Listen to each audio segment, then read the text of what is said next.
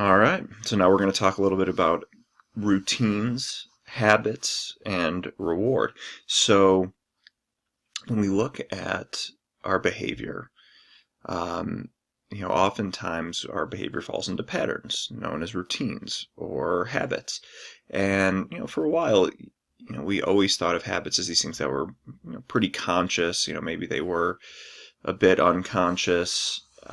These are things that just develop over time, or these are things we actively try to do, and in some cases that's true. But the more science and research that's been done, it's shown that our habits, our behaviors are much more unconscious, and they happen at a much lower, deeper part of our brain than we thought, right? Part of the brain that's more associated with autonomic responses, emotional reactions, just unconscious behaviors. Some of the more deeper parts of our brain we share with reptiles, right? So, it's pretty interesting because, the more research we do, the more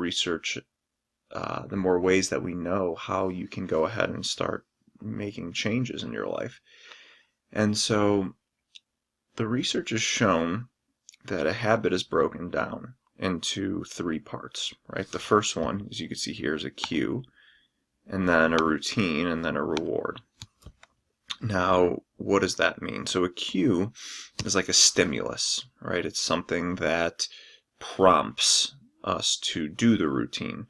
So an example is, let's say I eat every day. I eat dinner at 6 o'clock, right? The cue may be 6 o'clock, like literally your body knows and your brain sometimes knows what time it is, right?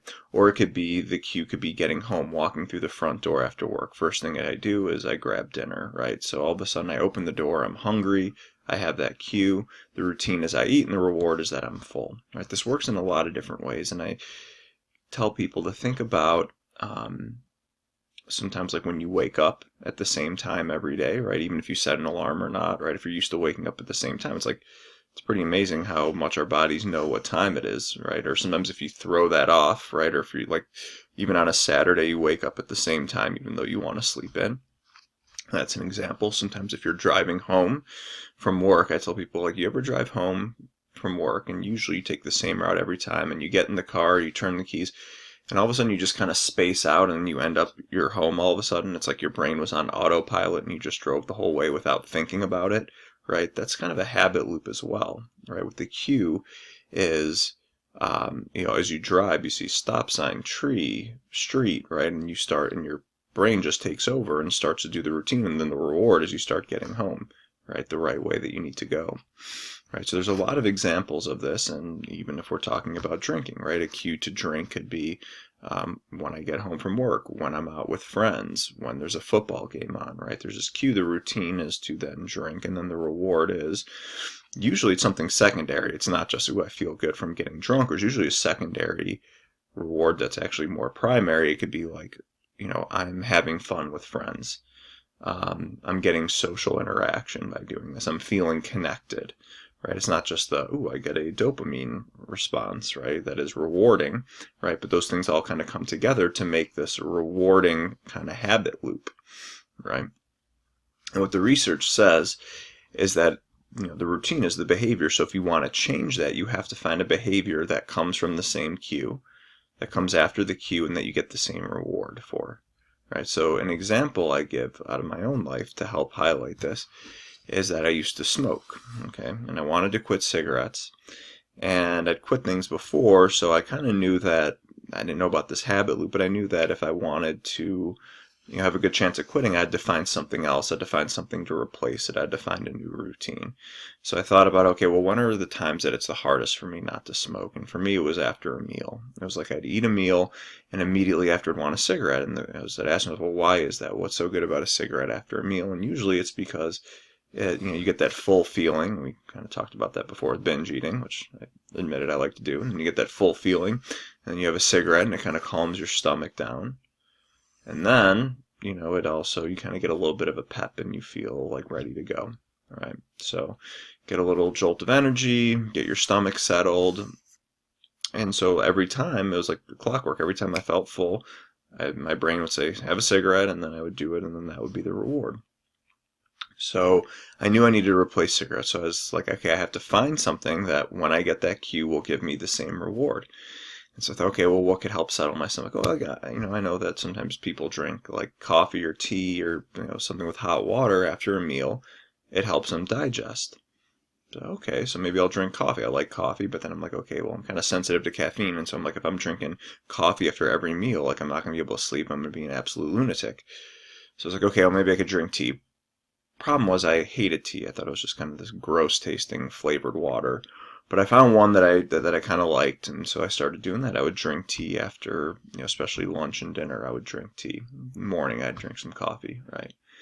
And what I noticed was pretty shortly after a couple of weeks, I stopped craving cigarettes. My brain would just start saying, have tea, right? So I was like, wow, okay, so the cue was my stomach was full. I would drink this tea. My stomach would be more settled. I get a little pep from the caffeine. And then all of a sudden I started craving tea. And now even 12 years later, I haven't had a cigarette. And still after meals, my brain still goes like, grab a tea. Like I still crave tea. Now the great thing is tea is much more healthy than smoking, presumably. Um, and it's hard at first sometimes because usually the things that are most habit forming or addictive, right, are the ones that are the most rewarding, reinforcing, dopamine, right? Like, so a cigarette's going to be more rewarding than tea, right? But I'm used to it being at that high level, so it takes a little time to adjust, but then eventually my brain does get used to it, called a hedonic threshold, and we'll talk about that in a little bit, right? So basically the thing to remember is these three distinct cue, routine, reward, right? And if you want to change the routine, find another routine that you can get the same reward from when you have that cue. Now, there's another thing here that they don't talk about, and I kind of made it up or something, but I call it like a preventative behavior. So what that is what is a preventative behavior that prevents cues? Right, so for example, too, when I smoked a cigarette, sometimes if I was stressed or anxious, I'd have a cigarette and then I'd feel better. But the question was, is there a way that I could avoid being stressed and anxious, right? So what I found was when I would exercise, the rest of the day, I wouldn't really feel much stress or anxiety.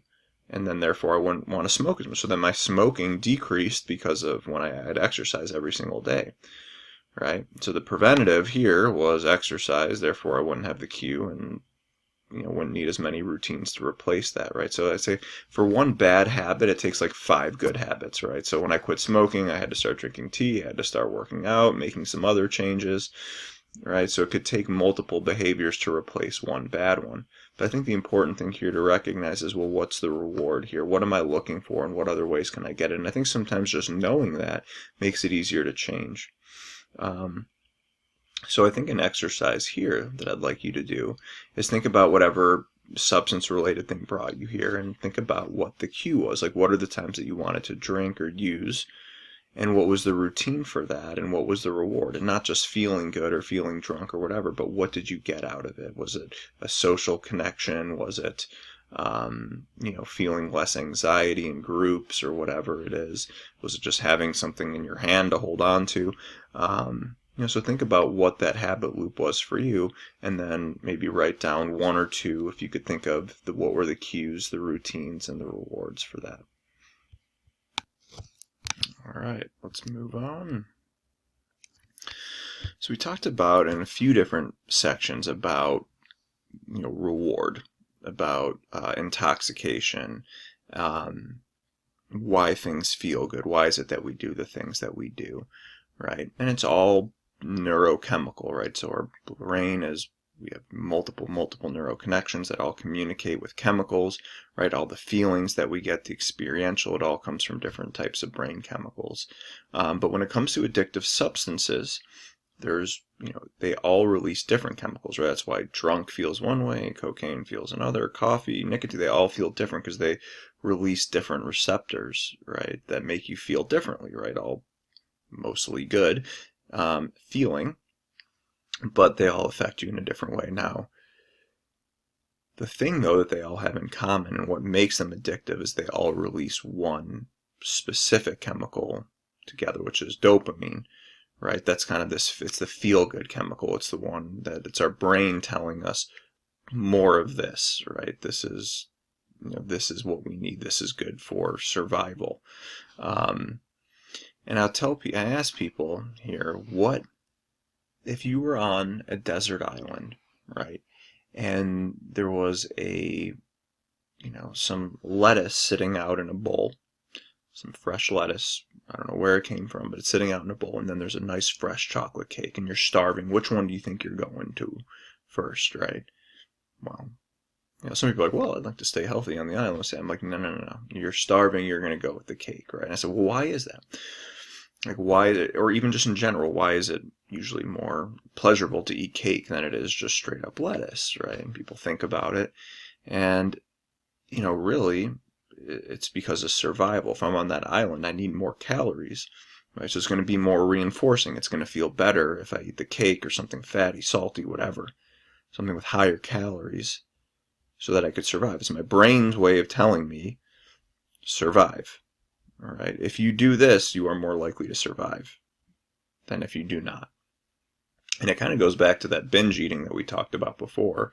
We were given the alcohol example, right? Why do we binge eat? Why does our body let us do that, even though it's unhealthy? Well, for thousands of years up until now, you never knew where you were going to get your next meal. We didn't have grocery stores. So you'd kind of have to binge eat and get as many calories as you can while the going was good, because you don't know how long it'll be till you get your next hunt, your next meal, your next forage, whatever that is, right? So basically our brain rewards us for taking in those calories, right? It drives us, right? And on the other end, you have these more stress hormones and pain hormones or neurochemicals that get released to tell us not to do something, right? So it's this constant like pain reward, do this, do that, and it shapes and drives our behavior. Right? So chocolate cake tastes much better to most people than just raw broccoli.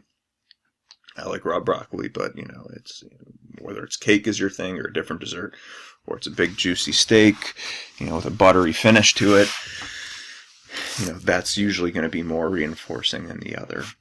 So survival. So that's what it comes down to. We talked about earlier, in the habits of this is this midbrain that we're talking about, the deeper part of your brain. This is the more survival geared part of the brain, right? This is a more powerful driver of behavior than even the, prefrontal cortex genius that we are. The part that does math, writing, higher functioning, right? This part of our brain is much deeper and more survival. That this could override our entire system. That's why with addiction, people are like, "Why, this guy is super smart, yet he's addicted to alcohol or substance. He's ruining his life. It doesn't make any sense. He's doing all these things that are counterintuitive to his happiness and survival. Why is he doing that?" Well, I mean, this is that's because the dopamine reward system has been completely overridden. And this part really transfers, and it connects with all these other parts of our brain too. So that emotional part of our brain, right? Our memories, our emotions, these things are all attached with each other. So, for example, if I was foraging through the woods and I stumbled upon, a patch of fresh fruit, right? All of a sudden, I'm going to have a dopamine response, especially as I'm eating it, because that's good for survival, right? And then in the parts of my brain more associated with memory, it's going to be really closely connected because the reward is going to be connected to the memory, so I know where to go back and get it. And then my higher functioning part of my brain is going to know how to get there and, and what it needs to take to get it. Right.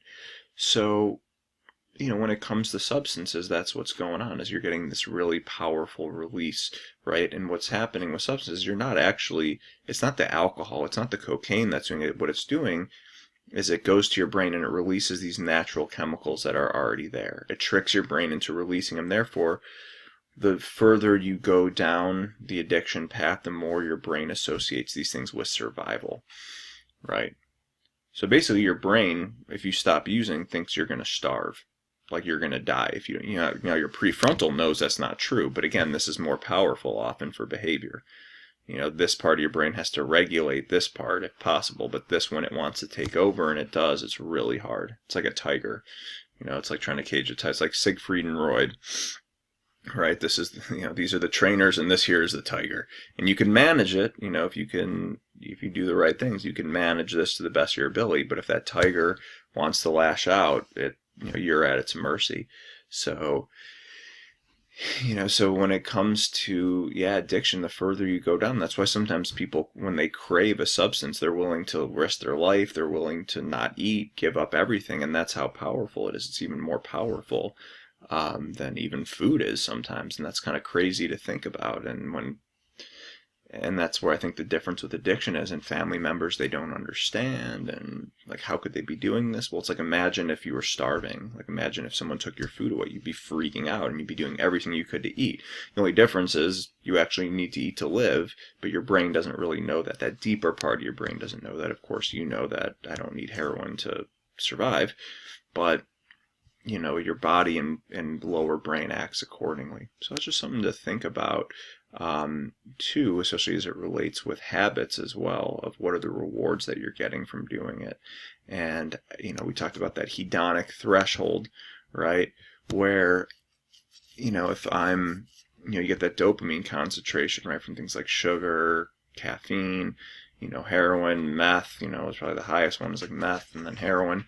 Right, if I'm used to having these dopamine levels up here, right, it's really hard to get used to having it down here, where it's like I get a simple pleasure out of eating an apple, right? It doesn't quite compare to meth, but you can get used to it. You can readjust if you've kind of let your threshold get too high, right? So our brains are very, very adaptable, and these are just some little tricks in how to do that, so that you can more effectively make a behavior change and have it not be quite as painful.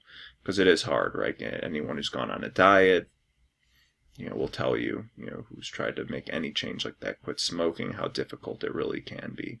But it is possible. So, see if you could use those skills.